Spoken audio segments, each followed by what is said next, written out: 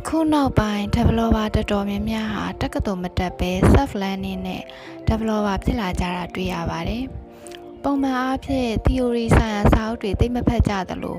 software engineering စာအုပ်တွေလည်းဖတ်တာနေတာတွေ့ပါတယ်။အများအားဖြင့် coding ဆိုင်ရာကိုအားထားပြီးဖတ်ကြတာများတာကိုတွေ့ရတယ်။နောက်တစ်ချက်အင်္ဂလိပ်စာအားနည်းသည့်အခါမှာ software engineering စာအုပ်တွေဖတ်သည့်အခါမှာအခက်အခဲရှိတယ်လို့ထင်ပါတယ်။ဒီစာအုပ်ဟာတက္ကသိုလ်မတက်ဘဲ self learning နဲ့ developer ဖြစ်လာသူတွေကိုအထောက်အကူဖြစ်အောင်ရေးသားထားသည့်စာအုပ်ဖြစ်ပါတယ်။တက္ကသိုလ်မှာ first year textbook လောက်ပဲရှိမှာဖြစ်သည့်အတွက်ပြည့်ပြည့်စုံစုံလည်းပါဝင်မှာမဟုတ်ပါဘူး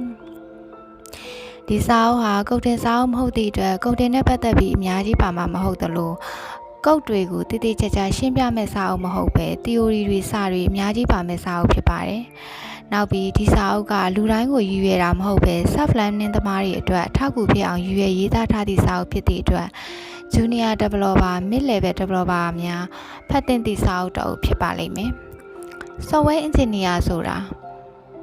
coding ရေးသည့်အလုပ်တစ်ခုတည်းမဟုတ်ပါဘူး။ engineering ပညာရပ်တစ်ခုဖြစ်ပြီး software တစ်ခု product တစ်ခုကိုဖန်တီးဖို့အတွက်လိုအပ်သည့်အသိပညာနည်းပညာရှိသူတွေပါ။ coding အပြင် software development life cycle project management principle စတာတွေကိုသိရှိနားလည်တတ်ကျွမ်းသူတွေလို့ဆိုရပါမယ်။ software engineer တွေက coding မစတင်ခင်မှာ system design architecture တွေရေးဆွဲနိုင်ပြီး product တစ်ခုလုံးရဲ့ပုံစံကျမ်းကိုချမှတ်နိုင်ပါတယ်။ဘယ်အစိတ်ပိုင်းတွေပါဝင်မယ်ဘယ်လိုမျိုးတွဲပြီးအလုပ်လုပ်မယ် database ကိုဘယ်လိုတည်ဆောက်မယ် scalability ဖြစ်အောင်ဘယ်လိုထည့်သွင်းရေးဆွဲမယ်ဆိုတာတွေကိုနားလည်တက်ကြွသူတွေဆိုလဲမမှားပါဘူး problem solver တွေပါ coding ရေးချင်းသက်မဟုတ်ပဲပြဿနာတွေဖြေရှင်းသူဖြစ်ပါတယ် client ရဲ့ requirement ကိုနားထောင်ပြီးဘာလုပ်ရမလဲဆိုတာထက်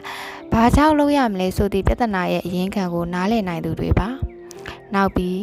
ရေးဆွဲထားသည့် software ရဲ့ quality ကိုအာမခံနိုင်ဖို့လိုတယ်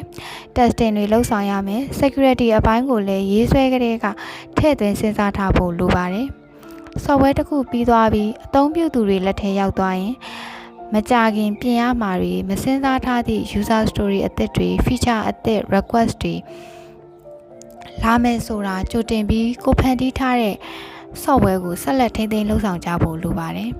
software engineer တွေဟာ team နဲ့အတူတူလုပ်လို့ရပါတယ်။တခြား engineer တွေ product manager, designer တွေ quality assurance ကျူဝေအဖွဲ့တွေနဲ့အတူ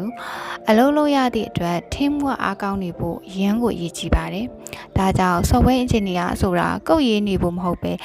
စနစ်တစ်ခုလုံးအစအဆုံးတိစောက်စီမံထိန်းသိမ်းတာက software engineer